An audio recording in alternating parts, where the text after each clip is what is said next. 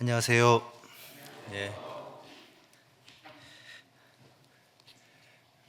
밤에 모이는 주일 같네요. 동교 수련회 오버랩 되는 것 같기도 하고. 우리 인사 좀 나누시죠, 서로. 고맙습니다. 감사합니다. 사랑합니다. 인사 좀 하시죠.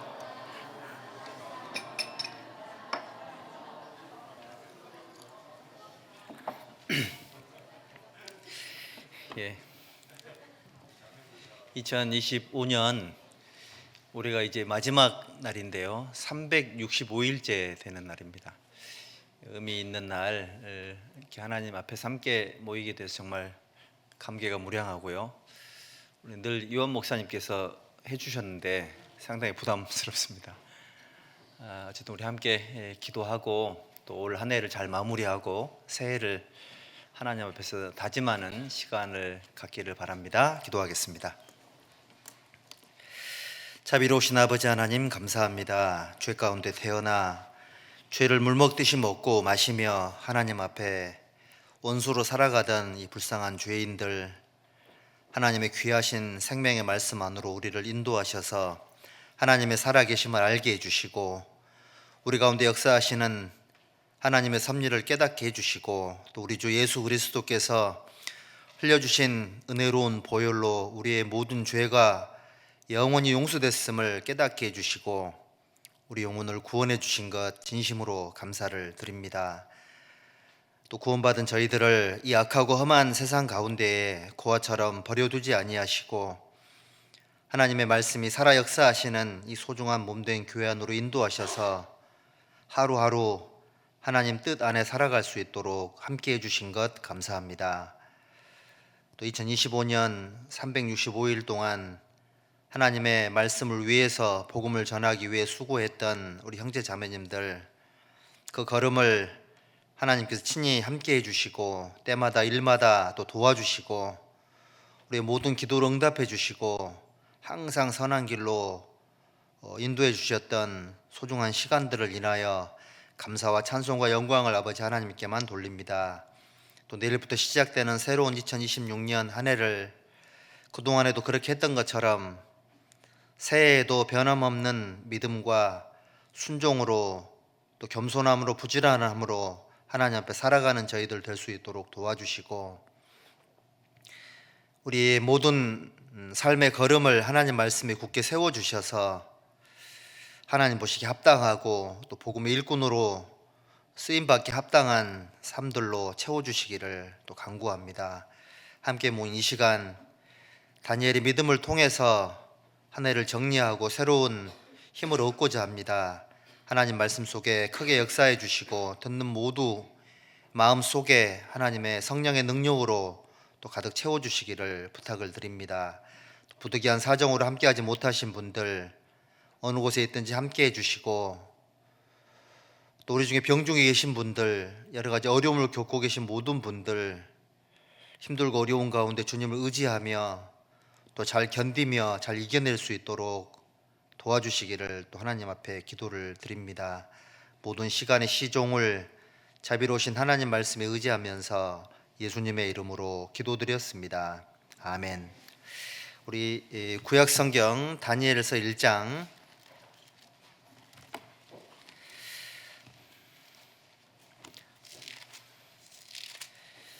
다니엘서 1장 8절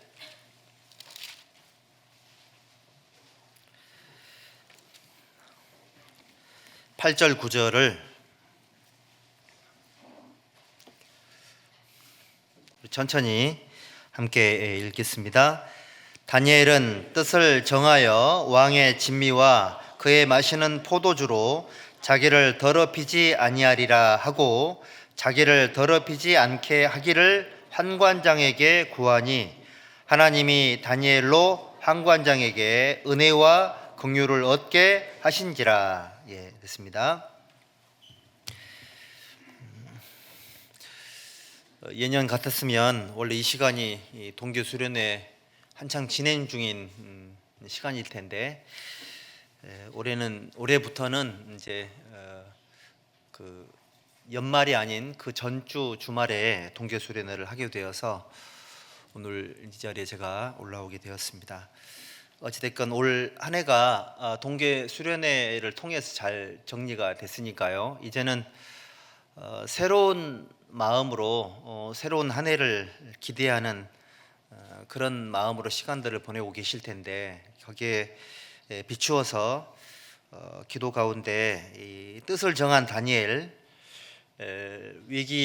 민족적인 위기 상황 속에서 하나님 앞에 큰 결심을 했고, 또 포로로 잡혀가 있는 자기 민족들에게 뭔가 꿈과 희망이 되었던 이 다니엘의 생애, 다니엘의 믿음을 통해서 우리 경기 광주교회 형제 자매님들 삶 속에 도움이 되기를 바라는 마음으로 준비를 좀 해봤습니다. 자, 그래서 여기 왜 다니엘이 이 마음을 정했는지, 뜻을 정했는지를 좀 살펴보고, 또 다니엘의 믿음 속에 다니엘이 늘 기도했던 사람이고, 또 다니엘은 마음이 민첩하고 충성됐던 사람이고, 또 다니엘은 불의 앞에 절대 타협하지 않았던 사람이고, 또 다니엘은 하나님의 뜻을 깨닫기 위해서 계속 그 탐구 정신, 도전 정신, 그 깨어있는 정신을 잊지 않았던 그런 사람이고, 결국 다니엘은 그 왕이 4번이나 바뀌는 상황 속에서도 육신적 위치를 끝까지 하나님 앞에 지켰고, 포로로 잡혀있는 자기 백성들에게 힘이 되었었고, 또 이 마지막 시대 이 세상 속에 살고 있는 저희들에게도 흠이 없는 삶을 살아주신 이분의 삶이 큰 뭔가 기준이 되고, 또 도전도 되고, 또 우리가 본받아야 될 바로미터이기도 하다, 이런 생각이 듭니다. 그래서 우리 그리스도인들이 왜 다니엘을 본받아야 되는지, 우리가 왜 뜻을 정해야 되는지, 그리고 왜 결심해야 되는지, 또 어떻게 살아야 되는지, 이런 내용들을 간단하게 좀 정리를 한번 해보도록 하겠습니다. 자, 먼저 여기 이 배경은 이렇습니다. 그 북이스라엘이 BC 722년 경에 아시리아 제국에 의해서 멸망을 당했죠. 그리고 바벨론 제국도 남유다도 바벨론 제국에 의해서 BC 606년부터 586년도까지 세 차례 침공을 받았고, 결국은 남유다도 바벨론에 의해서 멸망을 당하게 됐습니다. 그리고 그 과정 속에 유다에 있는, 또는 이 바벨론이 침공했던 나라들의 소위 말하는 천재들, 전도 유망한 소년들을 뽑아가지고 바벨론 왕궁으로 데리고 가서 그 나라의 영원한 부흥을 위해서 좋은 음식을 먹이고 필요한 모든 학문들을 가르쳐가지고 바벨론 제국의 영원성을 꿈꿨던 그런 목적으로 포로로 잡혀간 속에서 다니엘이 있었던 겁니다. 그래서 70년 동안 이스라엘 민족이 바벨론 포로 생활을 했는데, 다니엘하고 세 친구 사드락, 메삭, 아벳노고는 왕궁에서 생활을 했었고, 에스겔 선지자 아시죠? 에스겔 선지자도 동시대 인물인데, 에스겔 선지자는 이제 포로로 잡혀간 그 백성 속에서 이제 선지자 역할을, 이렇게 그 역할을 했던 겁니다. 다니엘과 에스겔은 동시대 인물이고, 그런 어떤 그 70년 포로, 그러니까 바벨론 유수 생활 속에서 함께 하나님 앞에 쓰임 받았던 그런 인물들인 겁니다. 근데 이 다니엘이 놀랍게도 10대 후반 나이에 포로로 잡혀갔다고 하니까, 이 어린 나이에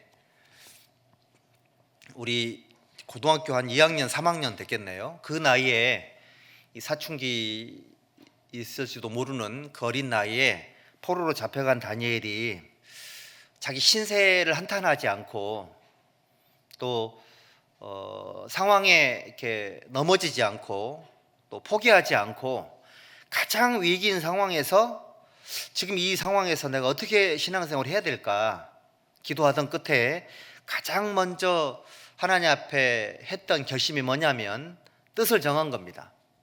8절에 다니엘은 뜻을 정하여 왕의 진미와 그의 마시는 포도주로 자기를 더럽히지 아니하리라 하고, 그러니까 마음의 결심을 한 겁니다. 그러니까 당시에 바벨론 제국의 최고의 음식이 뭐냐면 이 느부갓네살 왕에게 제사를 드렸던 음식이 있잖아요. 그 음식이 가장 귀한 음식이었으니까 다니엘이 왜 왕의 진미와 포도주를 마다했을까? 그러니까 느부갓네살에게 바치는 음식은 우상에게 바치는 음식이었고, 절을 하고 나눠주는 음식이니까 이런 음식은 이제 먹으면 안 되는 겁니다.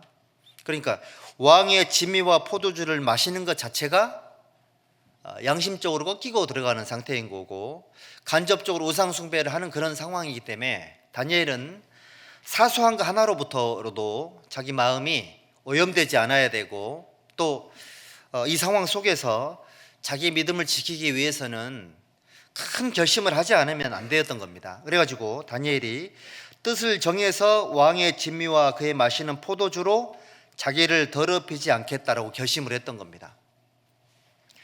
여러분들도 2025년도 한 해가 쉽지 않으셨을 건데 내년은 어떨까요? 내년은 훨씬 더 어려운 한 해가 될 거다라는 생각이 듭니다. 돌이켜보면 우리 삶이 위기가 아닌 적이 없었어요. 우리는 항상 비상 상황이었죠. 우리 청년들 지난번 수련회 때 비상이라는 주제로 함께 공부를 했던 기억이 나는데, 구원받은 이후부터 우리 상황은 세상에 사는 동안만큼은 항상 비상 상황인 겁니다. 마귀와 하나님이 대치하고 있는 세상에서 우리 구원을 받았고, 우리는 하나님의 군대 속에 속해 있고 하나님의 대리인들이고 하나님의 보내심을 받은 사람들이잖아요. 당연히 마귀는 우리를 원수 취급하겠죠. 세상 우리의 친구가 될 수가 없고, 세상의 임금인 마귀가 구원받은 성도들을 내버려 두질 않는 거예요. 이런 최악의 상황에서 그리스도인들 아무 생각이 없다, 뜻을 정하지 않는다, 결심하지 않는다, 이건 큰 문제가 되는 겁니다. 다니엘이 최악의 상황에서 큰 결심을 했던 것처럼 여러분들 2026년을 살아내려면 올해와 같은 마음을 가지고는 어려울 수 있어요. 사실은 무방비 상태에서 당하는 게 가장 힘든 겁니다. 교통사고도 있잖아요. 앞에 사고 상황이 펼쳐지면 오 하면서 부딪히는 거 하고, 딱 신호대기 딱 하고 있는데 뒤에서 꽝 받는 거 하고 어떤 게 더 크게 다칠까요? 뒤에서 와서 받으면 훨씬 더 크게 다치거든요. 왜냐하면 전혀 준비를 안 한 상태이기 때문에 그런 겁니다. 마찬가지인 겁니다. 2026년 한 해가 절대 쉽지 않을 거예요. 지금 미국에 오늘 뉴스에 나왔잖아요. 이 텍사스 쪽에는 기상기변이 생겨가지고 너무 더운 상황인 거고, 캘리포니아가 원래 비가 잘 안 오잖아요. 지금 홍수가 나가지고 몇 명이 죽고요. 동부 쪽에 눈이 너무 많이 와가지고 지역마다 난린 겁니다. 지금 이런 소문들이 아마 내년에는 훨씬 더 들끓게 될 텐데, 우리나라 상황은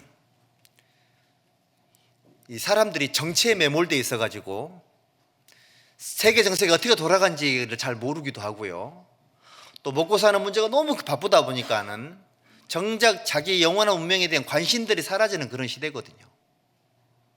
그러다 보니까는 웬만한 자극에는 전혀 반응하지 않는 그런 시대인 거예요. 그리고 또 가장 정신을 차리고 있어야 될 기독교 안에서도 문제가 심각해지고 있다는 상황을 잘 알고 계실 거예요.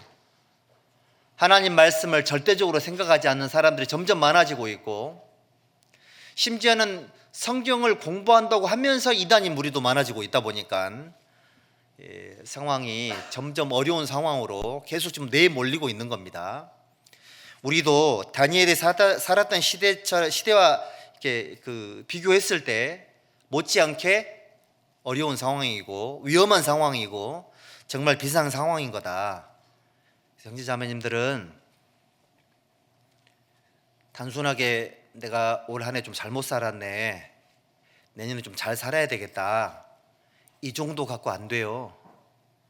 그 정도가 아니고 내가 올 한 해에는 내가 어떤 결심을 해야 될까, 얼마만큼 신앙의 예산을 세워야 될까, 이쪽으로 만약에 준비가 안 돼 있으면 여러분들 내년 한 해 닥칠 여러 가지 어려움 속에 마치 아무 생각 없이 마음 놓고 있을 때 뒤에서 차가 꽉 와서 부딪힌 것 같은, 뒤통수 잡고 늘어질 만한 상황이 또 생길지도 몰라요.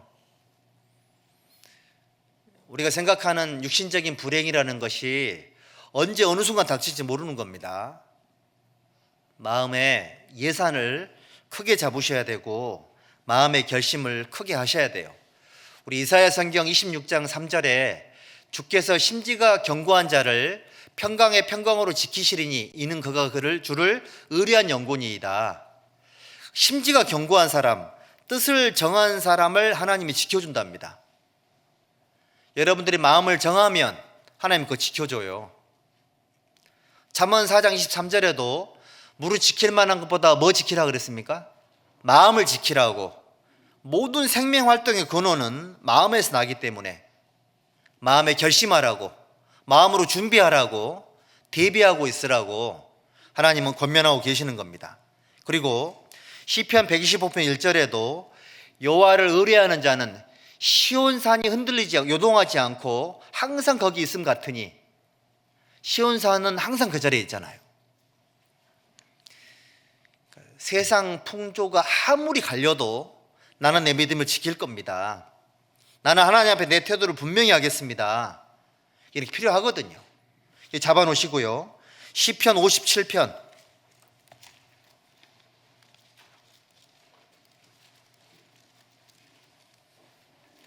시편 57편 7절 7절 함께 읽읍시다. 하나님이여 내 마음이 확정되었고 내 마음이 확정되었사오니 내가 노래하고 내가 찬송하리이다. 다윗은 말합니다. 하나님이여 내 마음이 확정되었고 확정되었사오니, 하나님 내 마음은 확실하게 정해져 있습니다. 하나님 저는 결심했습니다. 하나님 저는 뜻을 정했습니다. 하나님 저는 마음을 굳게 먹었습니다. 이 마음의 결심이 신앙생활의 결과를 가져오는 겁니다. 다니엘만 결심한 게 아니에요. 여기 누가복음 9장 보시죠. 누가복음 9장 누가복음 9장 51절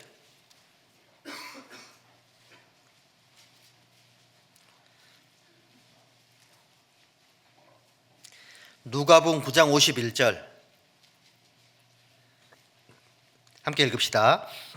예수께서 승천하실 기약이 차감해 예루살렘을 향하여 올라가기로 굳게 결심하시고, 이 구절도 예사롭지 않죠. 아니 예수님은 이 세상에 오시기 위해서 1500년 전부터 준비하신 분이신데, 세상에 오셔가지고 매일매일 기도하셨던 분이시고 공생애를 성령의 인도하심으로 살아가는 분이신데도 불구하고 때가 차니까 예루살렘에 올라가기로 뭐 하셨다고요? 굳게 결심하셨답니다. 아니 천하의 하나님이신 예수님도 결심을 하셨다면 우리는 더 해야 되겠죠. 마음을 크게 정하셔야 돼요. 마음을 굳게 정하셔야지만 흔들리지 않아요.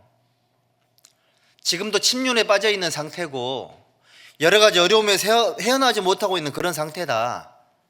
그러면 내년에 이제 하루 지나고 나면 새해지 않습니까? 새로운 한 해를 전혀 방향 감각 없이 바다에 배를 띄우는 것과 똑같은 그런 상황이 발생될 수 있거든요.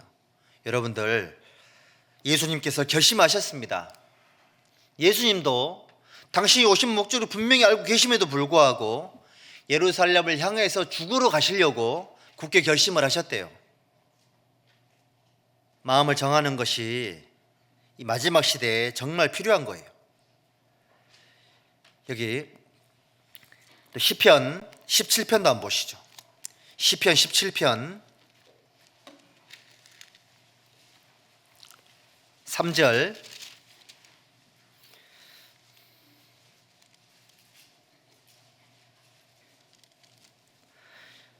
함께 읽읍시다. 주께서 내 마음을 시험하시고 밤에 나를 권고하시며 나를 감찰하셨으나 흠을 찾지 못하셨으니 내가 결심하고 입으로 범죄치 아니하리이다.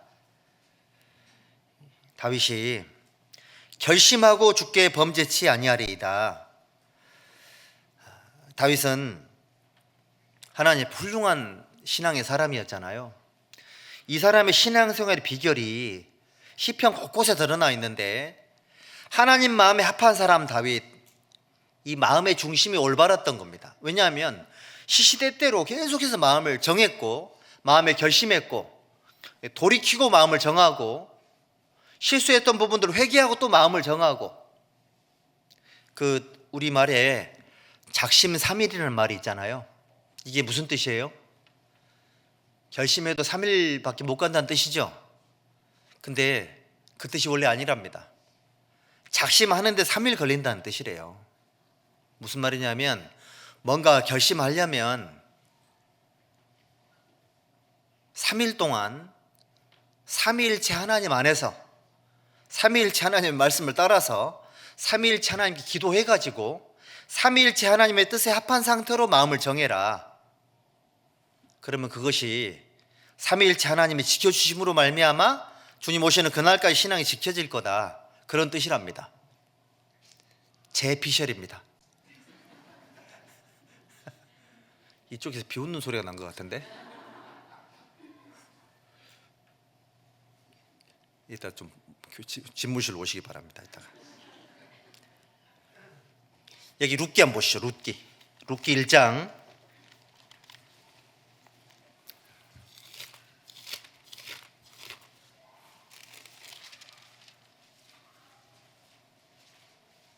룻기 1장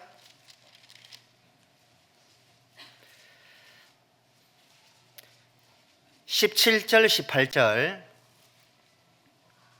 여기도 함께 읽어볼까요? 어머니께서 죽으시는 곳에서 나도 죽어 거기 장사될 것이라. 만일 내가 죽는 일 외에 어머니와 떠나면 여호와께서 내게 벌을 내리시고 더 내리시기를 원하나이다. 나오미가 룻에 자기와 함께 가기로 굳게 결심함을 보고 그에게 말하기를 그치니라. 룻기 1장을 자세히 읽어보면 인생의 희비가 엇갈리는 이 세 여인이 나오죠. 나오미라는 여인이 나오고 오르바도 나오고 룻도 나오는데, 그 나오미라는 여인이 자기 남편과 두 아들이 죽었잖아요.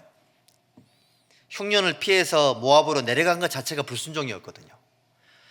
이제 남편이 죽었는데도 불구하고 또 두 아들이 죽어가는 상황 속에 이제 올라오지 못했잖아요. 전부 다 죽었던 겁니다. 그 상황에서 오르바하고 룻이라는 며느리들을, 자부들을 거기 남겨두려고 했었죠. 처음에는 두 사람 다 시어머니 따라갔습니다. 근데 14절에 보시면 그들이 소리를 높여 다시 울더니 오르바는 그 시모에게 입맞추되 룻은 그를 부쫓았더라.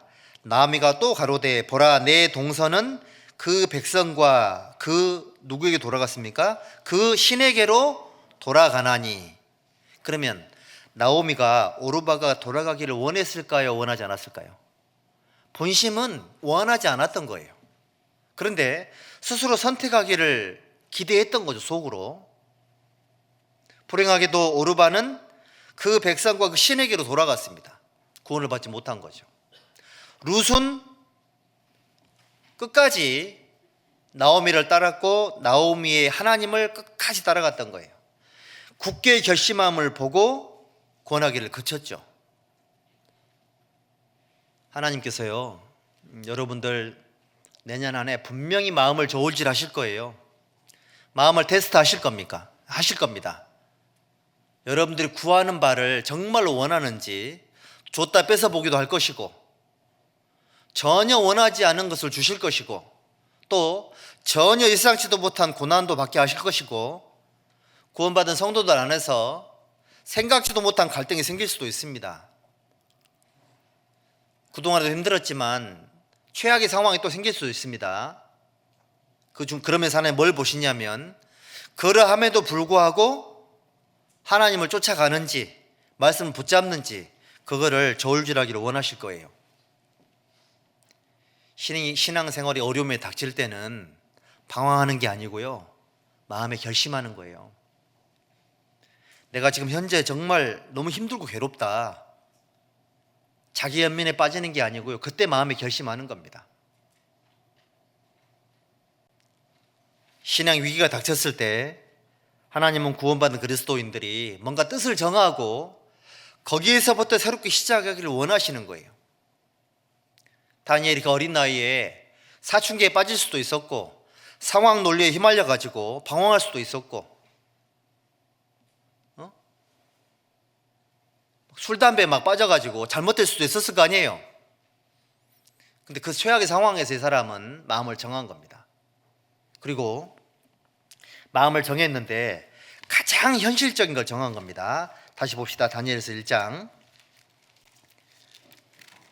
다니엘서 1장 8절.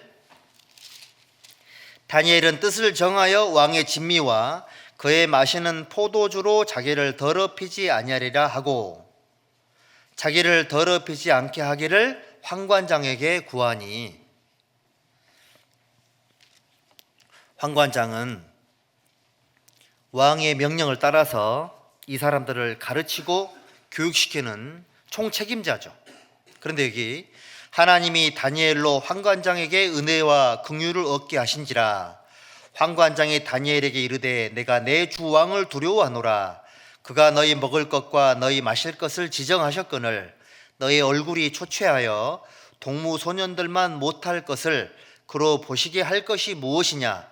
그렇게 되면 너희 까닭에 내 머리가 왕 앞에서 위태하게 되리라 하니라.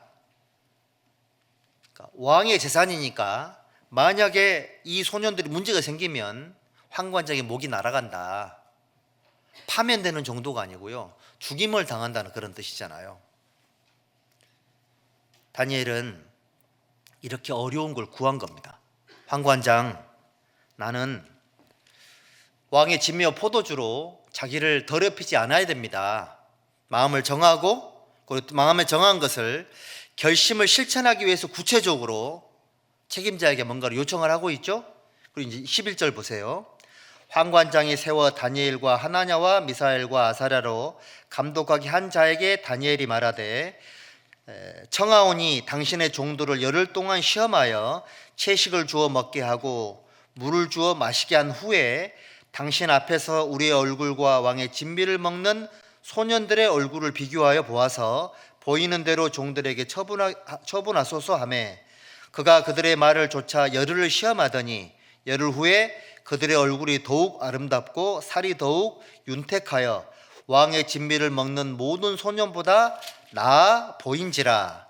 이러므로 감독하는 자가 그들에게 분정된 진미와 마실 포도주를 제하고 채식을 주니라. 하나님 도와주셨죠? 자, 여기에서 우리가 또 이거 알아야 됩니다. 다니엘은 뜻만 정하고 아무것도 안 한 게 아니에요. 결심을 했으면 그거를 실천하기 위해서 구체적으로 계획을 세웠고 노력을 했고 약간의 어려움이 있었지 않습니까? 그걸 불구하고 이걸 뛰어넘는 그런 정신이 있었던 거예요. 이게 참 중요한 것 같아요. 세상에서도요, 거저되는 건 아무것도 없어요. 구원받은 성도들도 하나님 안에서 뭔가를 이루고자 하면 거저되는 건 아무것도 없습니다. 이 세상에 공짜가 없어요. 공짜 좋아하면 사기꾼 만납니다. 신앙생활도 마찬가지입니다. 여러분들이 마음을 뜻을 정했다, 그걸로 만족할 게 아니에요. 그 뜻을 실천하기 위해서 내가 어떻게 노력을 해야 될 거냐. 다니엘은 이 최악의 상황에서 내 양심이 더러워지면 안 된다, 내가 하나님 앞에 구별돼야 된다, 구별되지 못하면 나는 하나님 앞에 쓰임받지 못하게 된다. 자기가 하나님 앞에 구별되기 위해서 구체적으로 노력을 했던 겁니다. 여러분들 왜 구별돼야 될까요? 새해에 우리가 왜 구별돼야 돼요? 왜냐하면 하나님은 깨끗한 그릇을 쓰시기 때문에 그래요.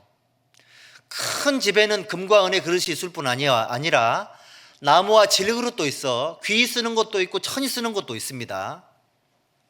누구든지 이런 것에서 자기를 깨끗하게 하면 귀 쓰는 그릇이 되고 주인의 쓰심에 합당하고 선한 일에 예비함이 되리라. 하나님은 어떤 그릇 쓴다고요? 깨끗한 그릇을 쓰시죠. 구원받은 지 오래됐냐? 구원받은 지 얼마 안 됐냐? 직분이 무엇이냐? 형제냐 자매냐? 나이가 몇 살이냐? 이거 중요하지 않아요. 처음 된 자로서 나중되고 나중된 자로서 처음 된 자가 있을 것이다. 천국은 침노하는 자의 것이다. 그동안에 아무리 열심히 살았어도요, 26년 신앙생활 망치면 끝이 안 좋게 돼요.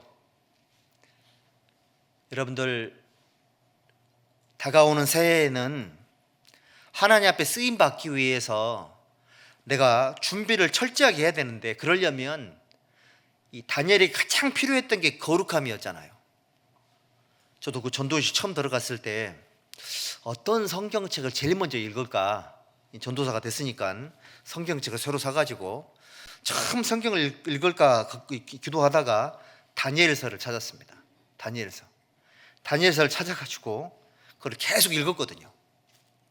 뜻을 새롭게 정해야 되겠다. 그동안에 내가 알았던 모든 걸 전부 포맷해야 되겠다. 처음부터 다시 시작을 해야 되겠다. 이런 마음을 가졌었죠. 다니엘을 따라잡기를 시도했던 거죠. 근데 쉽지 않더라고. 그때 내가 깨달았던 게 뭐였냐면, 내가 하나님을 위해서 뭔가 대단한 일을 해야 되겠다, 이런 결심이 먼저가 아니에요. 나부터 내 삶을 정돈하고 정리해야 되겠다, 이게 1번이더라고. 다니엘은 민족을 건져야 되겠다, 유대인들을 뭐 어떻게 해줘야 되겠다, 이런 게 아니었습니다. 하나님 앞에 내가 올바로 살아야 되겠다, 내 중심부터 거룩하게 바뀌어야 되겠다, 내 마음이 더러움이 없어야 되겠다, 사심을 없애야 되겠고 하나님 앞에 쓰임에 합당한 사람이 돼야 되겠다. 하나님 나를 어떻게 사용할지 모르니까 가장 중요한 첫 번째 단추가 뭐냐? 구별돼야 되고 거룩해야 되는 겁니다. 우리 데살로니가 전서 4장 한번 보시죠. 데살로니가 전서 4장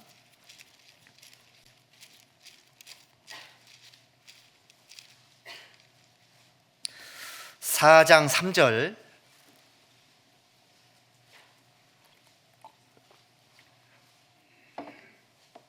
4장 3절 함께 읽어보죠. 하나님의 뜻은 이것이니 너희의 거룩함이라. 됐습니다. 하나님의 뜻은 이것이니 너희의 뭐라고요? 거룩함이니라. 구원받은 성도들이 하나님 올해 누구 구원받게 해주세요, 내가 올해 뭐 봉사를 열심히 하겠습니다, 내가 뭐 올해 교제를 열심히 나가겠습니다, 너무 좋은 거죠. 그거 이전에 먼저 하나님 앞에 거룩하게 되기 위해서, 구별되기 위해서 뭔가 마음에 결심을 하셔야 돼요. 신앙의 첫 번째 단추는 구별되는 거고 거룩하게 되는 거다. 이게 첫 번째 제일 중요한 마음의 결심이 바로 그것에 해당되는 겁니다. 그래서 우리 형제 자매님들, 새해는 있잖아요, 자기 여기 고린도후서 7장 한번 보시죠. 고린도후서 7장에 7장 1절.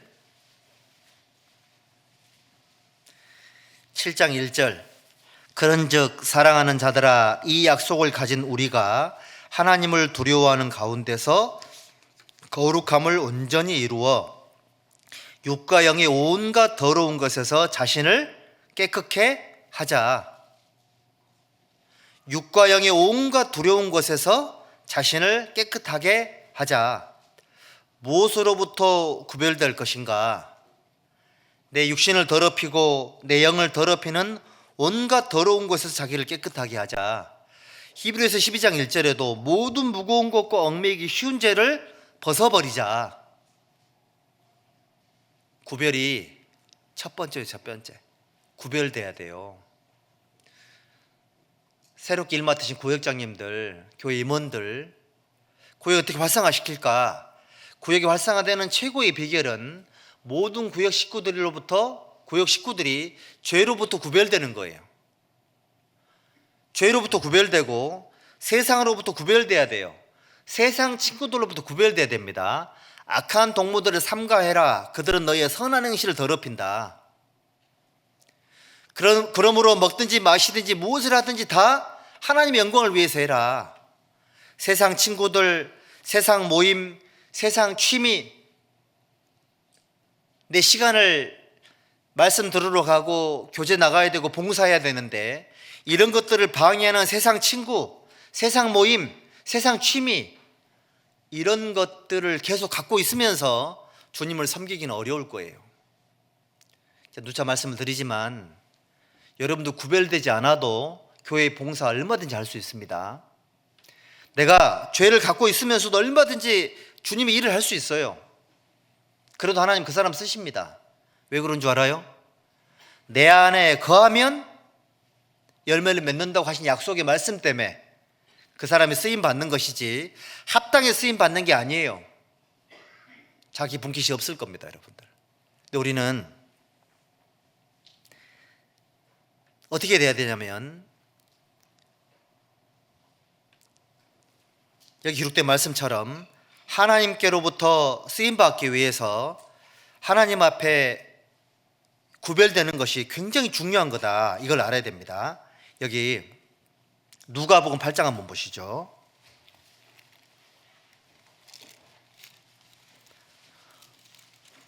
누가복음 8장 14절.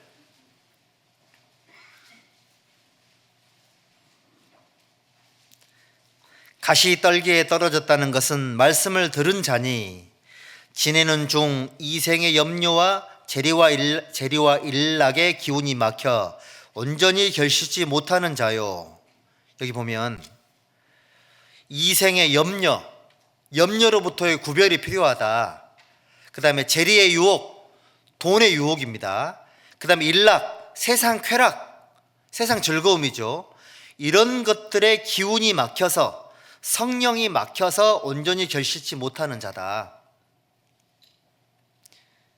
열심히 일을 했다고 했을지 몰라도 열매가 없는 경우가 허다할 수 있겠죠.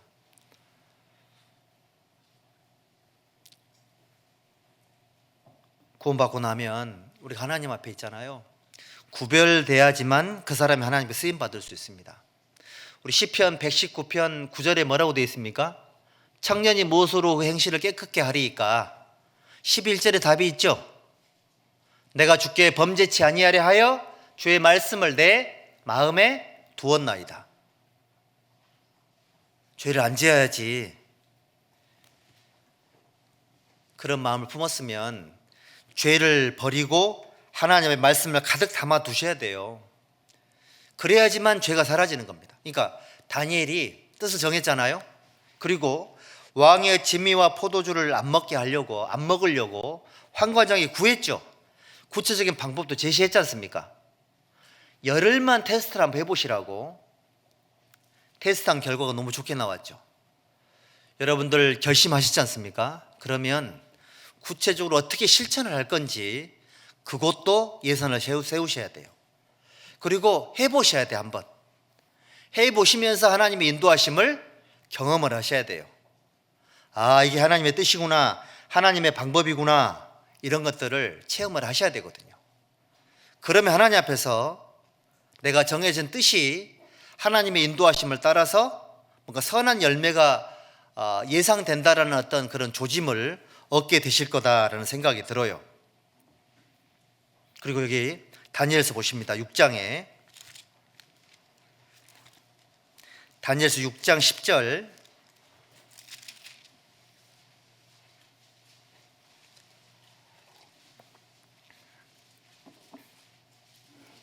다니엘서 6장 10절입니다. 함께 읽읍시다.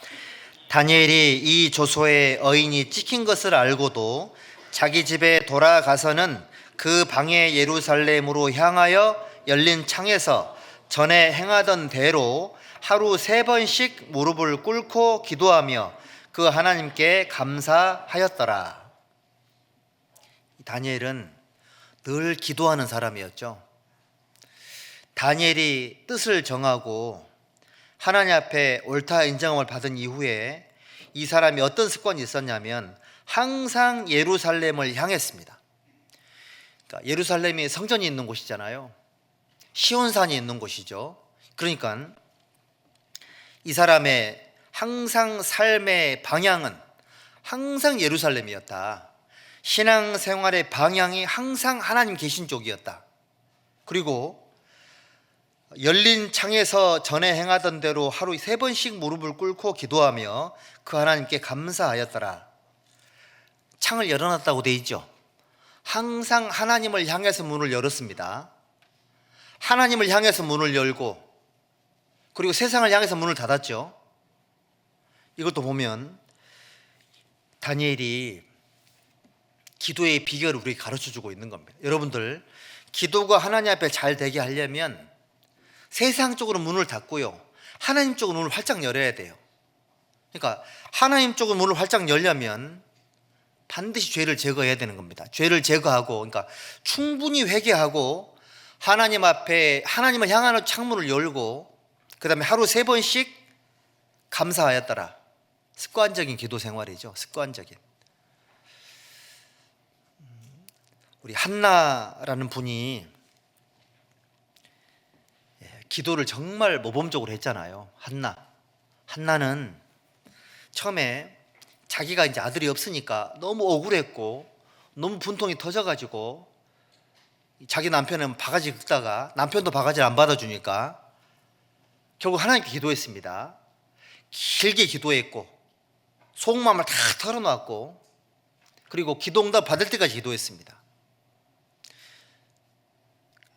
만약에 남편이 그 아내의 그걸 다 받아줬으면 그 사람 기도에 영이 안 됐을 거예요. 아마 우리 형제님들, 바가지 긁는 아내 다 받아주지 마세요. 자매들이 기도 안 한다니까. 이게 가정의 평화에 도움이 될지는 모르겠습니다만은, 그러니까 보통 사람들이 살만하면 옆에 있는 사람을 괴롭히거든. 살만하면. 근데 정말 힘들고 어려우면 하나님만 붙들게 돼 있잖아요. 우리 사람이 그래요. 다니엘은 생각을 해보시면 이역만리 땅에 포로로 잡혀왔죠. 최악의 상황이잖아요. 의지할 대상이 없는 거예요. 항상 하나님을 향했고 하루에 3번씩 기도했고 그리고 하나님께 무슨 기도했다고요? 감사하였더라. 기도의 사람이었죠. 여러분들도 다니엘처럼 사세요. 하나님을 향해서 문을 여십시오. 그리고 하나님께 감사하는 기도를 많이 하십시오. 감사 기도. 오프라 윈프리가 지금도 쓰고 있는 게 감사 노트라면서요. 오프라 윈프리는 아시다시피 그 10대 때 아주 그 좋지 않은 경험을 해서 막 마약도 먹고 이런 상황이었는데 그 어려움을 이겨내고 지금 전 세계 여성들의 어떤 그 중심을 잡아주는 그런 역할을 하고 있잖아요. 이분 책도 많이 읽으시고 매일매일 감사 노트를 기록을 하고 있답니다. 삶이 풍요로워진답니다. 여러분들 모르겠습니다. 살면서 힘들고 어려우면 이제 우리가 원망도 하고 투덜거리기도 하죠. 그런데 항상 끝은 감사로 바뀌어야 돼요. 힘들고 어려울수록 감사하는 습관을 갖는 것이 정말 필요하다. 다니엘은 감사 기도로 자기 삶을 긍정적으로 바꾸는 사람이었죠. 사실은 지금 여기 앞에 있는 상황도 최악의 상황이거든요. 하나님을 대놓고 기도하는 걸 걸리면 사자굴에 던져지는 상황인 거예요. 알면서도 기도했던 겁니다. 왕이 어인이 지켰잖아요. 이거는 변개를 못한다는 뜻인 거예요.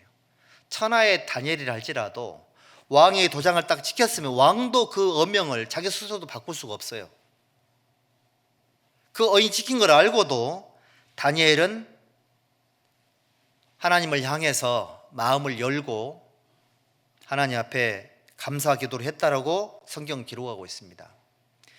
다니엘서 1장 2장 한번 보시죠. 다니엘서 2장 17절. 이에 다니엘이 자기 집으로 돌아가서 그 동무 하나냐와 미사엘과 아사랴에게 그 일을 고하고 하늘에 계신 하나님이 이 은밀한 일에 대하여 긍휼히 여기사 자기 다니엘과 동무들이 바벨론의 다른 박사와 함께 죽임을 당치 않게 하시기를 그들로 구하게 하니라. 이에 이 은밀한 것이 밤에 이상으로 다니엘에게 나타나 보임에 다니엘이 하늘에 계신 하나님을 찬송하니라. 느부갓네살 왕이 꿈을 꿨죠. 근데 그 꿈을 해몽을 못 해가지고 전부 다 이스라엘의 모든 박사들이 전부 죽게 생긴 겁니다. 그러니까 다니엘이 기한을 주시면 왕의 그 해석을 알려드리겠습니다라고 말하고 와가지고 본인도 기도하고 친구도 3명 함께 기도하게 만들었잖아요. 다니엘은 하나님 앞에 어려운 일을 만날 때마다 하나님 앞에 기도했던 사람이에요. 우리 교회당 여기 뒤편 뒷산에 기도하기 좋은 장소가 있어요. 산길. 우리 초등학생들, 초등부 애들 성도의 교제 날 때 그 눈길로 막 걸어간 거 보셨죠? 교회당이 왜 이 모양이냐 하면서 막 방황하는 애들 있었잖아요. 거기에 한번 갔다 오면 정신도 맑아지고요, 몇 번 왔다 갔다 하면 마음이 차분해져요. 기도하세요. 기도. 몰빛 공원도 기도하기 좋더라고. 하여튼 주변에 어디가 됐든 간에 걷든지 운전을 하든지 뭘 하든지, 운전하면서 기도하면 안 되겠구나. 어떤 분 운전하면서 그 말씀 듣다가 목사님 기도합시다 그랬는데 자기도 모르게 고개 숙여서 그런 사고 날 뻔했다고 하지 않습니까? 다니엘은 기도의 사람이었어요. 참 이분의 신앙이 훌륭했던 이유는 기도 응답으로 살았던 거예요. 기도 응답으로. 자기 마음을 하나님께 아뢰고 하나님께로부터 내려오는 어떤 처분도 내가 달게 받겠습니다, 그런 어떤 마음을 가지고 있었던 사람이죠. 다니엘서 9장도 한번 보시죠. 다니엘서 9장 3절,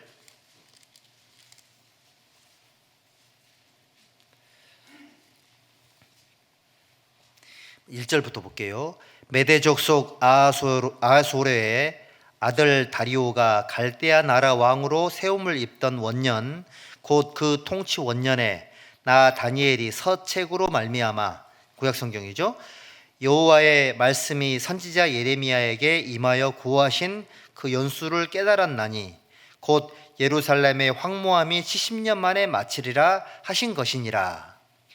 다니엘이 포로로 잡혀갔다가 계속 기도했을 거 아니에요. 하나님, 우리 민족을 자기 땅으로 돌아가게 해주십시오. 예레미야 성경을 읽다가 뭐 하나 딱 깨달은 겁니다. 뭐 깨달았을까요?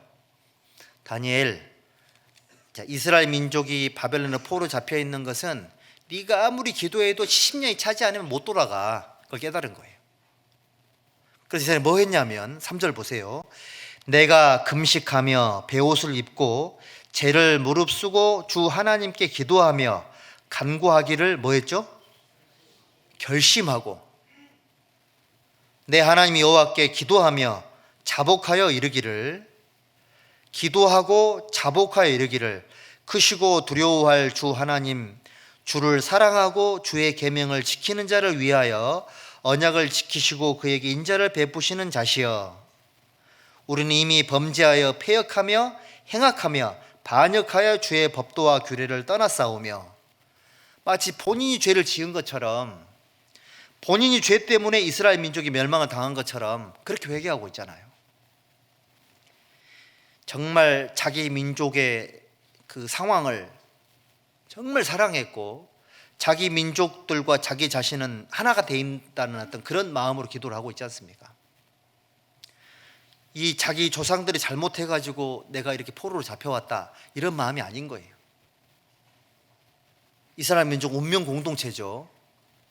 우리 형제자매님들도 경기 광주 교회에 어떤 일이 생기면 그 뭐 필경은 지가 뭔 죄가 있어서 망했겠지, 그런 마음이면 우리가 하나가 아니에요. 어떤 집안에 어려움이 생기거나 교회에 어려움이 생기면 마치 내가 그 일을 당한 것처럼, 나 때문에 그 일이 일어난 것처럼 이런 마음을 갖는 것이 다니엘에게 배워야 될 그런 태도거든요. 남의 일이 아니에요. 그리고 여기 17절 보세요. 계속 회개를 하면서 이렇게 말합니다. 그러하온즉, 충분히 회개를 한 겁니다. 그러하온즉 우리 하나님이여 지금 주의 종의 기도와 간구를 들으시고 주를 위하여 주의 얼굴빛을 주의 황폐한 성소에 비치옵소서.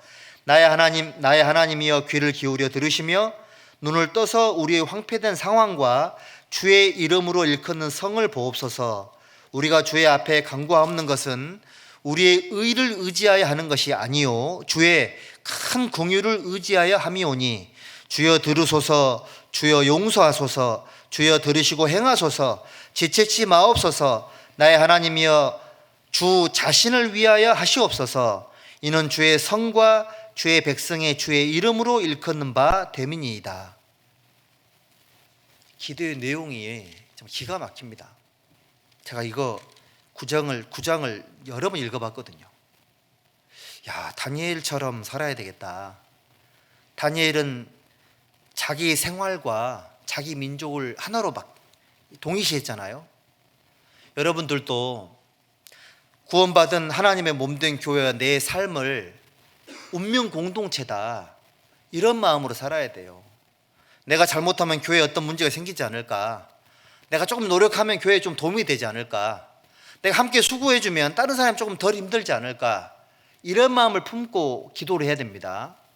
그런 마음 전혀 없이 하는 기도는 사실은 너무 이기적인 기도가 될 수 있겠죠.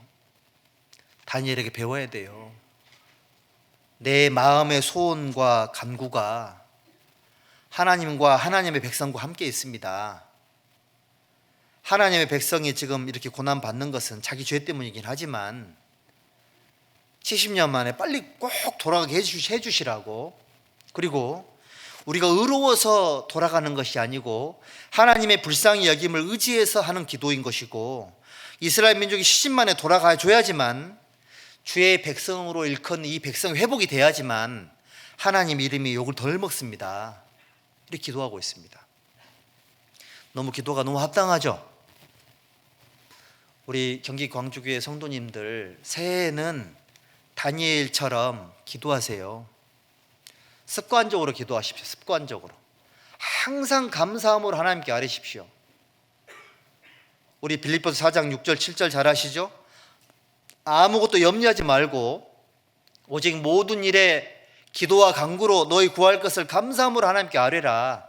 그리하면 모든 지각에 뛰어난 하나님의 평강이 그리스도 예수 안에서 너희 마음과 생각을 지켜주실 것입니다. 하나님은 우리의 기도를 들으시고요, 문제를 해결하지 않으실 수도 있으세요. 하지만 상황은 전혀 바뀌지 않았어도 내 마음과 생각을 지켜주세요. 여러분 마음이 흔들리는 것은 결심이 모자란 것이고, 결심하지 않아서이고, 결심이 흔들리는 것은 기도 부족인 거예요. 그래서 야고보서 4장에 누구든지 얻지 못하는 것은 구하지 아니하는 것이다. 이건 진리거든요. 진리. 죄를 이길 수 있을 만큼 말씀이 필요하고요, 내 마음의 불평을 다스릴 만큼의 감사가 필요한 거예요. 감사가 넘쳐야, 감사 기도가 넘쳐야 삶이 밝아지고 삶이 윤택해진다는 사실을 꼭 기억을 하셔야 돼요. 시편 139편 한번 보시죠.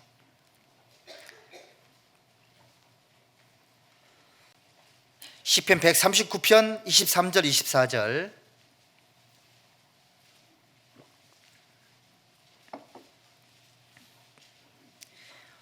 함께 읽읍시다. 하나님이여 나를 살피사 내 마음을 아시며 나를 시험하사 내 뜻을 아옵소서. 내게 무슨 악한 행위가 있나 보시고 나를 영원한 길로 인도하소서. 여러분들, 하나님께 감사하는 기도만큼이나 중요한 게 뭐냐면 자기 자신과의 피드백이에요. 내 자신과 내 스스로가 피드백이 안 되면 신앙생활이 발전이 없어요. 내 상태를 내가 모르면 뭘 반성할 거냐고요. 내가 내 상태를 모르면 뭘 발전시킬 겁니까? 내가 아무런 어떤 영적인 감각이 없다면 하나님 앞에 뭘 갖고 살아갈 거냐고요. 하나님의 나를 살피사 내 마음을 아시며 나를 시험하사 내 뜻을 아옵소서. 내 마음 상태를 하나님 앞에 피드백을 할 수 있어야 되고, 나를 시험하사 내 뜻을 아옵소서. 내가 이 세상을 왜 살아가고 있는지, 삶의 목적과 방향은 올바른지, 그리고 혹시 내가 죄를 짓고 있지는 않는지, 그리고 내가 지금 현재 영원한 길이 아닌 세상 길로 걸어가고 있지는 않는지, 기도를 통해 가지고요, 내 스스로 자기 자신을 피드백할 수 있는 사람이 자기 성찰이라고 하죠. 이 사람이 하루하루를 빛나게 살 수 있어요. 여러분들 하루하루가 새로워요? 여보세요? 하루하루 새로워요? 안 새롭죠? 왜 그런 그 기도 부족이에요. 하루하루 새롭게 느껴지지 않는 이유는 속이 비워지지 않아서 그런 거예요. 이 기도가 필요해요. 감사 기도가 더하기 곱하기의 어떤 그런 기도라면, 회개 기도, 자기 성찰의 기도는 자기 자신을 돌아보는 그런 기도인 거니까, 자기 자신을 비우고 자기 자신을 스스로 이게 사실은, 그러니까 여러분 있지 않습니까? 기도를 통해 내 문제를 알아야지만 말씀이라는 칼로 나 자신을 내가 스스로 치료할 수 있는 겁니다. 자기 성찰에 대야 자정 능력이 생겨요. 여러분들 얼마든지 자기 자신을 진단할 수 있고요, 자기 자신을 고칠 수도 있어요. 기도를 하면 자기 자신 진단이 되고요, 말씀으로 자기의 무정을 잘라낼 수 있잖아요. 할 수 있어요, 없어요? 할 수 있어요. 그동안 잘해 오셨고요. 말씀으로 내가 뭐가 부족한지 알 수 있잖아요. 말씀으로 또 방법을 찾을 수 있습니다. 말씀으로 죄를 잘라낼 수 있고요, 말씀으로 세상을 물리칠 수 있습니다. 충분히 가능하시거든요. 그러려면 다니엘처럼 기도하셔야 돼요. 기도하셔야 돼요. 그리고 다니엘서 6장 한번 보십시다. 다니엘서 6장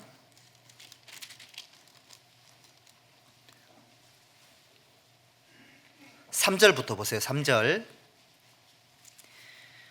다니엘은 마음이 민첩하여 총리들과 방백들 위에 뛰어남으로 왕이 그를 세워 전국을 다스리게 하고자 한지라. 이에 총리들과 방백들이 국사에 대하여 다니엘을 고소할 틈을 얻고자 하였으나 능히 아무 틈 아무 허물을 얻지 못하였으니 이는 그가 충성되어 아무 그릇함도 없고 아무 허물도 없음이었더라.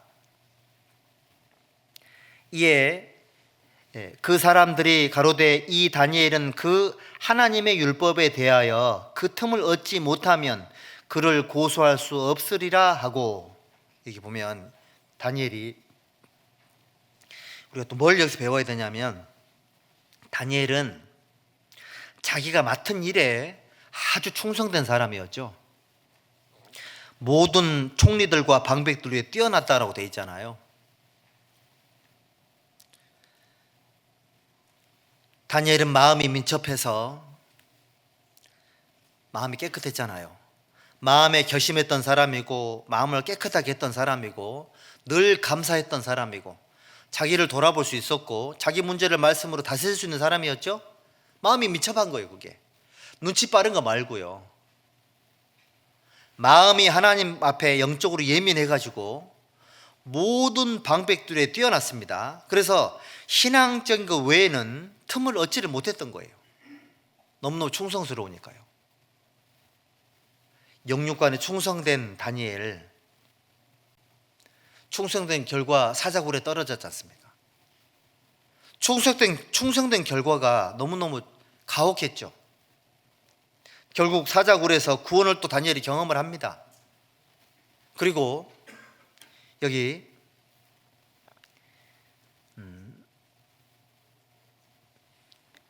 이 다리오 왕을 통해서 이 다니엘이 하나님께 영광을 돌리는 내용 쭉 뒤에 기록이 되어 있죠. 구원받은 우리 형제 자매님들, 내년 이제 다가오는 한 해에는 어떻게 살아야 될까요? 충성된 사람으로 사셔야 돼요. 충성되게. 맡은 자에게 구할 것은 뭡니까? 충성이라고 말씀하셨습니다. 디모데후서 2장 한번 보시죠. 디모데후서 2장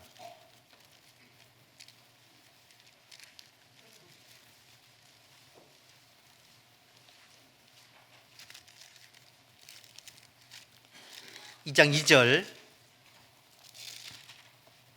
함께 읽읍시다. 또 내가 많은 증인 앞에서 내게 들은 바를 충성된 사람들에게 부탁하라. 저희가 또 다른 사람들을 가르칠 수 있으리라. 충성된 사람들에게 부탁하랍니다. 그 사람들이 또 다른 사람들을 가르칠 수 있답니다. 하나님의 몸된 교회에는 충성된 사람이 필요합니다. 히브리서에 보면 모세는 하나님 집에 사환으로 충성하였고 예수님은 아들로서 충성했다고 기록이 되어 있죠. 구원받은 그리스도인들이 주님 일에 충성된 사람이 되셔야 돼요. 충성된 그리스도인들이 정해진 시간에 말씀 들으러 따박따박 오세요. 주일이면 주일 성수하려고 가는 것이 아니고 하나님 말씀을 들으러 충성된 사람들이 나오는 거예요. 충성된 사람들이 1년 12달 꾸준하게 봉사를 해요. 충성된 사람들이 교회 일을 할 수 있는 그런 최고의 자격 조건이에요. 우리는 사실은 생활 구원을 계속 이루어가는 그런 사람들이긴 합니다. 그런데 우리가 인격적으로 보면 저도 마찬가지고 부족한 거 투성이죠. 인격적으로 우리가 하나님 앞에 공자처럼 되지는 못할지는 몰라도 충성된 것만큼은 얼마든지 할 수 있거든요. 충성된 그리스도인들, 이런 사람이 하나님의 몸된 교회에 쓰임을 받는 거예요. 마태복음 24장 한번 보시죠. 마태복음 24장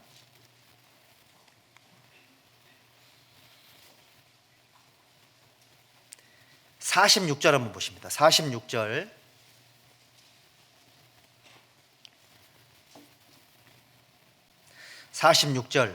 주인이 올 때 그 종에 이렇게 하는 것을 보면 그 종의 복이 있으리로다. 예수님 재림하셨는데 그 종이 이렇게 살고 있는 모습을 보면은 그 종이 예수님에게 복을 받을 거다. 보세요. 44절 45절 같이 읽읍시다. 이러므로 너희도 예비하고 있으라. 생각지 않은 때에 인자가 오리라. 충성되고 지혜 있는 종이 되어 주인에게 그 집 사람들을 맡아 때를 따라 양식을 나눠줄 자가 누구뇨? 충성되고 지혜 있는 종, 그 종이 이렇게 하는 것을 보면 복이 있을 것이다. 그러므로 너희도 예비하고 있으라. 생각지 않은 때 인자가 오리라. 주님이 재림이 가까울 때 주님의 종들은 어떻게 하고 있어야 되냐면 충성된 상태를 유지하고 있어야 된다. 지혜 있는 종이 돼야 된다. 충성이 앞에 가 있잖아요. 지혜는 충성된 삶을 오래 살다 보면 지혜롭게 돼요. 하지만 충성이 없는 지혜는 까딱 잘못하면 사람이 좀 문제가 생길 수 있습니다. 충성된 사람은 좀 지혜가 덜해도 세월 지나면 지혜가 생기게 돼 있어요. 여러분들은 충성된 사람이 됐으면 좋겠다. 다니엘은 하나님 앞에 위인이 충성된 사람이었죠. 타협이라는 게 없었잖아요. 신앙적인 측면을 타협하지 않고 항상 하나님 올곧은 마음을 딱 품고 있었죠. 이 모습이 우리가 정말 본받아야 될 그런 모습이다, 이런 생각이 들어요. 그리고 다니엘서 12장 한번 보시죠. 다니엘서 12장 8절.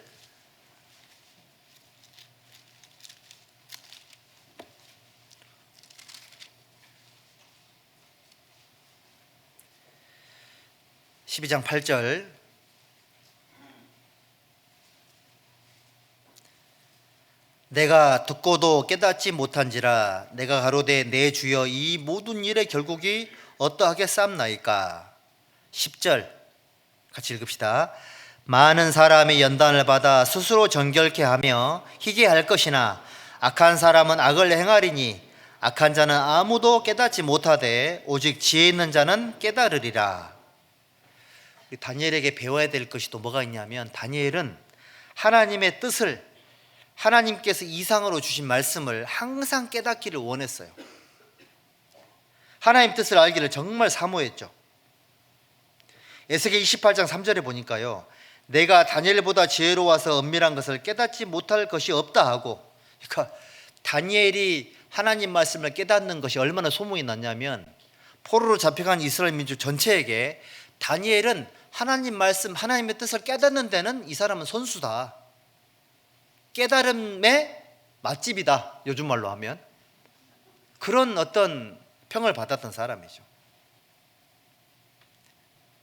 듣는 것을 깨닫느뇨?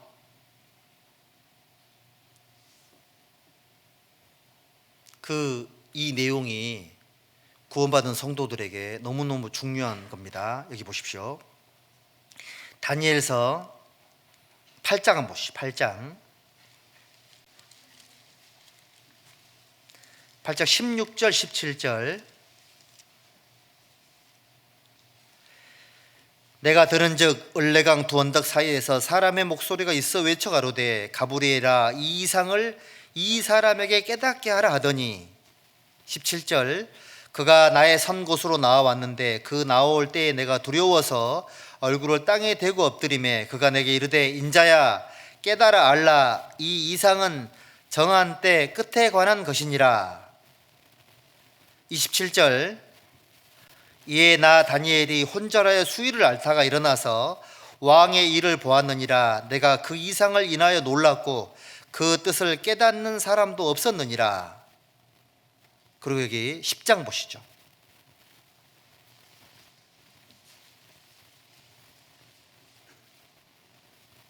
10장 14절 10절부터 11절 12절 보십니다. 내게 이르되 은총을 크게 받은 사람 다니엘아 내가 내게 이르는 말을 깨닫고 일어서라. 내가 내게 보내심을 받았느니라. 그가 내게 이 말을 한 후에 내가 떨며 일어서매 그가 내게 이르되 다니엘아 두려워 말라. 내가 깨달으려 하여 내 하나님 앞에 스스로 겸비케 하기로 결심하던 첫날부터 내 말에 들으신 바 되었으므로 내가 내 말로 인하여 왔느니라. 14절. 이제 내가 말일에 내 백성의 당할 일을 내게 깨닫게 하러 왔노라. 대저 이 이상은 오래 후의 일이니라. 다니엘은 바벨론 포로 생활하는 것 중에 아마 이 사람의 유일한 낙이 하나님 말씀을 깨닫는 것이 아니었을까라는 생각이 들어요. 얼마나 재밌었을까요? 하나님께서 먼 날 일어날 일을 알려주고 깨닫게 해주는 거예요. 하나님 뜻을 깨닫게 해주고 하나님의 계획을 가르쳐주고 하나님의 비밀 회의에 참석해가지고 하나님의 계획을 다 알고 있는 게 얼마나 좋겠냐고요.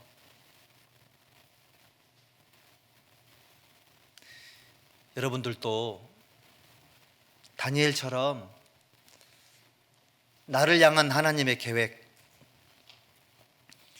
우리 사랑하는 가족들을 향한 하나님의 계획,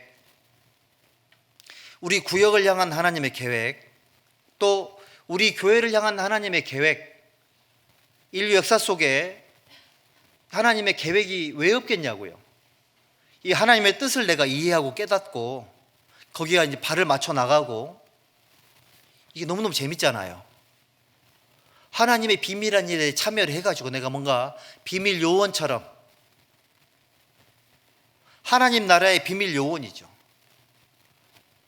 성령을 통해서 내가 알게 되는 이런 어떤 은혜로운 비밀들, 이런 것들을 깨닫고 살아가는 그런 재미 있지 않습니까?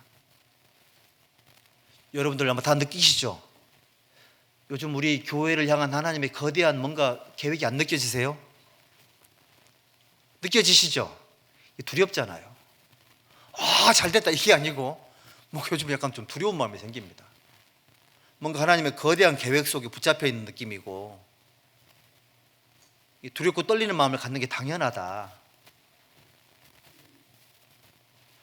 아마 수년 내에 하나님의 계획이 무엇인지를 우리가 더 밝히 알 수 있는 그런 시간들이 다가오고 있는 것 같아요.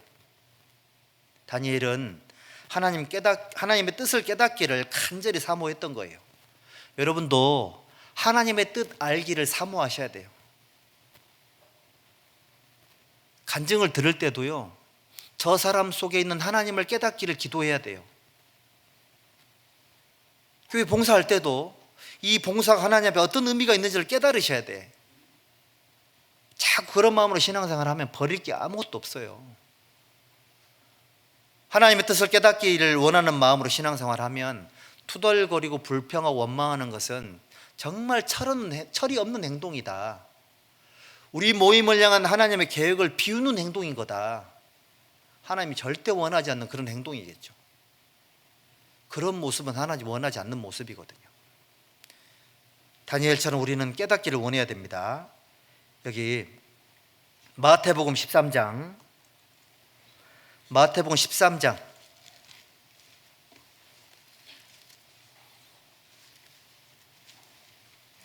19절 함께 읽읍시다. 아무나 천국 말씀을 듣고 깨닫지 못한 때는 악한 자가 와서 그 마음에 뿌리운 것을 빼앗나니 이는 곧 길가에 뿌리운 자요. 말씀을 들었지만 깨닫지 못한 것은 그 마음에 뿌려진 말씀을 마귀가 빼앗아간 것이다.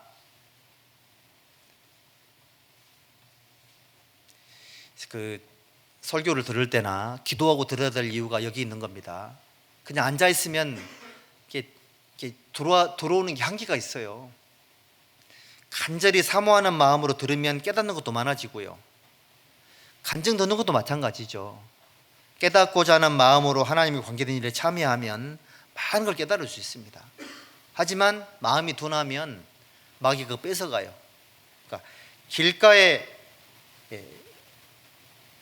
말씀을 또 깨닫지 못한 것은 악한 자가 빼앗는 것이라 그랬죠. 23절 함께 읽읍시다. 좋은 땅에 뿌리웠다는 것은 말씀을 듣고 깨닫는 자니 결실하여 100배 혹 60배 혹 30배가 되느니라 하시더라. 좋은 땅에 뿌리웠다는 것은 말씀을 듣고 어떻게 한다고요? 깨닫는 사람이다. 깨달으면 30배, 60배, 100배 열매를 얻느니라. 하나님 말씀이 그 사람 속에 계셔야지만 하나님 말씀은 씨앗이니까 그 사람의 마음을 변화시키고 그 사람의 삶의 가치관을 바꿔가지고 그 사람을 통해 30배, 60배, 100배의 열매를 맺게 하는 거예요. 여러분 내년에 어떻게 될지 아무도 몰라요. 아무도 모르거든요. 우리가 이런 걸 기대하는 겁니다. 야, 좋은 땅에 뿌리웠다는 것이 뭐냐?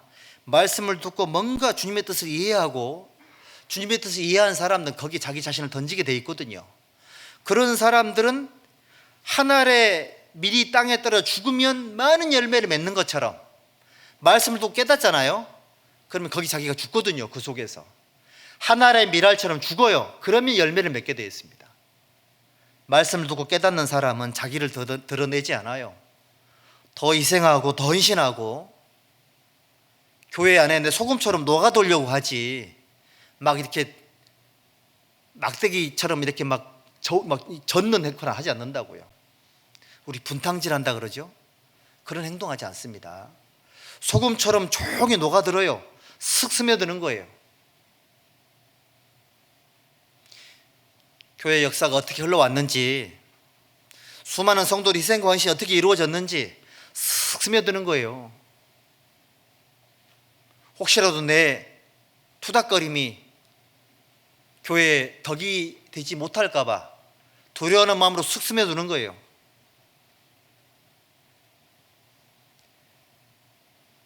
좋은 땅에 뿌리운 사람들은 그렇게 사는 겁니다. 열심히 산다는 그 속에는 뭐가 또 들어있는 거냐면 자기를 쳐서 복종시키는 게 들어있는 거예요. 자기 십자가를 지는 게 들어있고요. 자기를 부인하는 게 거기 들어있거든요. 나는 날마다 죽노라 거기 들어있는 겁니다. 그것도 열심히 해야 돼요. 열심히 봉사하고 열심히 전도도 하시죠. 어려운 일 만나면 열심히 자기 자신을 막 이렇게 죽이는 훈련도 해야 돼요. 내 뜻대로 마옵시고 아버지의 뜻대로 되기를 원합니다. 그 훈련도요 열심히 받으셔야 돼요. 그래야지만 하나님 앞에 열매를 맺을 수 있습니다. 죽어야지만 열매가 맺는다는 사실을 절대 잊지 말아야 된다는 거죠. 그리고 여기 다니엘서 10장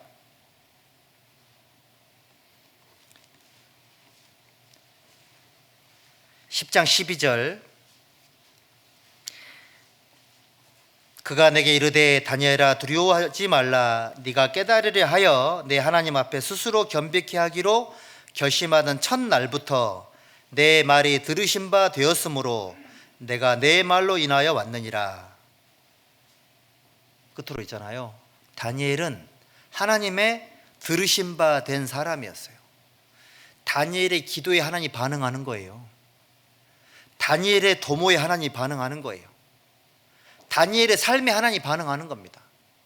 사자굴에서 반응하고 풀무불 속에서 반응하고 수많은 모함과 수많은 사람들의 그 괴물 속에서도 하나님이 거기 역사하시는 거예요. 다니엘의 삶에 하나님이 개입되어 있는 겁니다. 이것만큼 영광스러운 게 어디 있겠습니까? 여러분들 삶에 하나님께서 반응하는 거예요. 들으신 바 되었으므로, 들으신 바 된 다니엘, 하나님으로 하여금 기억하게 하는 백성이 된 다니엘, 너무 멋있지 않습니까?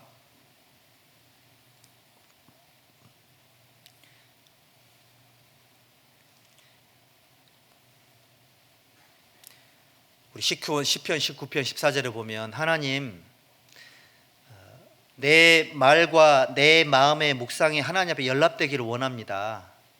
연락이 뭡니까? 연락. 하나님이 받으시기를 원합니다, 이런 뜻이잖아요. 하나님의 들으신 바 되었다.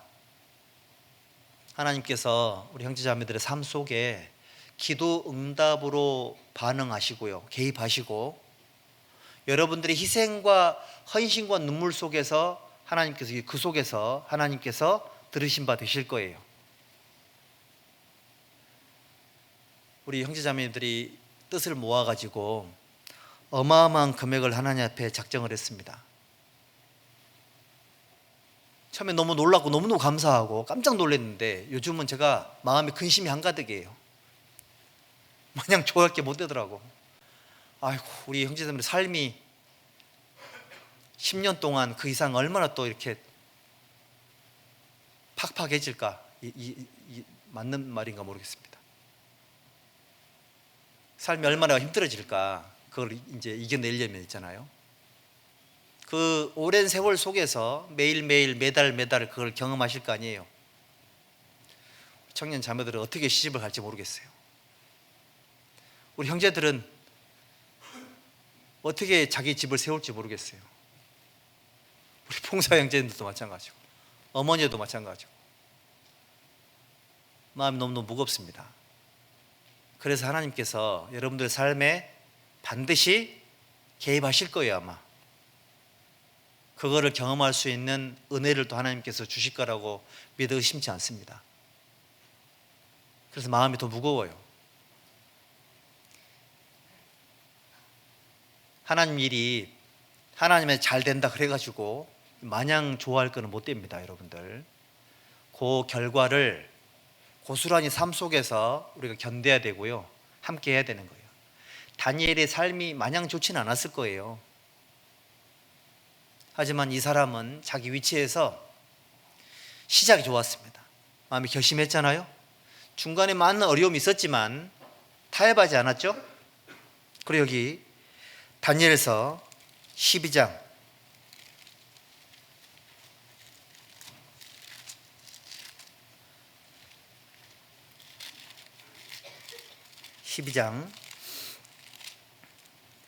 13절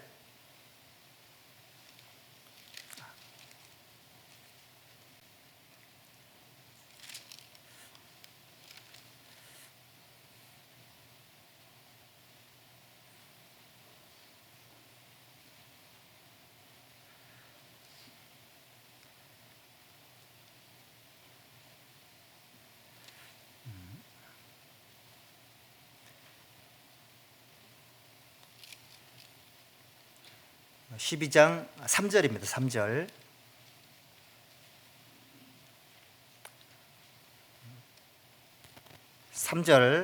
같이 읽어보죠. 지혜 있는 자는 궁창의 빛과 같이 빛날 것이요, 많은 사람을 옳은 대로 돌아오게 한 자는 별과 같이 영원토록 비치리라. 여기 보면 다니엘서 12장 끝날 때까지도 항상 이 사람의 마음속에는 많은 사람을 옳은 대로 돌아오게 한 자, 결국은 이 사람의 삶의 시작이나 여정이나 끝이 항상 하나님 앞에 올바랐잖아요. 그러니까 자기 삶이 하나님 앞에 드려져서 수많은 사람들 옳은 대로 돌아오게 하는 일에 자기는 쓰임받는 것 자체를 감사한 마음으로 받았다는 거죠. 우리 경기 광주교 형제자매님들이 사실은 우리 2025년 12월 달을 개인적으로 생각을 했을 때는 역대급으로 잘 보냈다고 생각을 합니다. 엄청난 하나님의 역사를 경험을 했습니다. 이것을 하나님께서 반드시 받으셔서 들으신 바 되셨기 때문에 2026년도부터는 이게 펼쳐주실 거예요. 주님 오실 때까지 계속 펼쳐주실 겁니다. 그때 우리는 뭘 생각을 해야 되냐면 잘 되고 하나님의 역사가 나타났을 때 마음을 낮추시고 다니엘처럼 기도하시고 다니엘처럼 뜻을 정해서 끝까지 하나님 앞에 옳은 일에 서는 그런 사람이 됐으면 좋겠다, 이런 생각이 들어요. 끝이 좋은 삶을 사는 것이 좋은 겁니다. 일의 끝이 시작보다 낫고라는 말씀처럼 얼마 안 남았으니까요, 너무 세상 계획을 너무 길게 세우지 마시고 우리가 하루하루 살면서 하나님 앞에서 충성된 삶으로 하나님께 영광을 돌렸으면 좋겠습니다. 자, 기도하겠습니다. 자비로우신 아버지 하나님, 감사합니다. 2025년 한 해를 하나님 안에 복된 삶으로 함께해 주시고 인도해 주신 것을 감사드립니다. 또 다가오는 2026년 새로운 한 해를 또 전능하신 하나님의 말씀께 의지를 합니다. 우리 모든 성도들의 마음 속에 다니엘처럼 뜻을 정하게 하시고 하나님 앞에 감사함으로 기도하게 해주시고 또 하나님 앞에 충성된 사람이 될 수 있도록 도와주시고 또 그리고 하나님 앞에 늘 마음을 올바로 해서 끝을 하나님 앞에 바르게 하는 사람이 될 수 있도록 인도해 주시기를 하나님께 부탁을 드립니다. 역사의 마지막 시대 우리 경기 광주교회가 하나님 앞에 더욱 귀하게 쓰임받는 복된 날들로 더욱 하나님께 영광이 되기를 간절히 소망합니다. 우리의 모든 남은 생애를 전능하신 하나님의 말씀께 의지하면서 우리를 영원한 멸망에서 건져주신 예수님의 이름으로 기도드렸습니다. 아멘.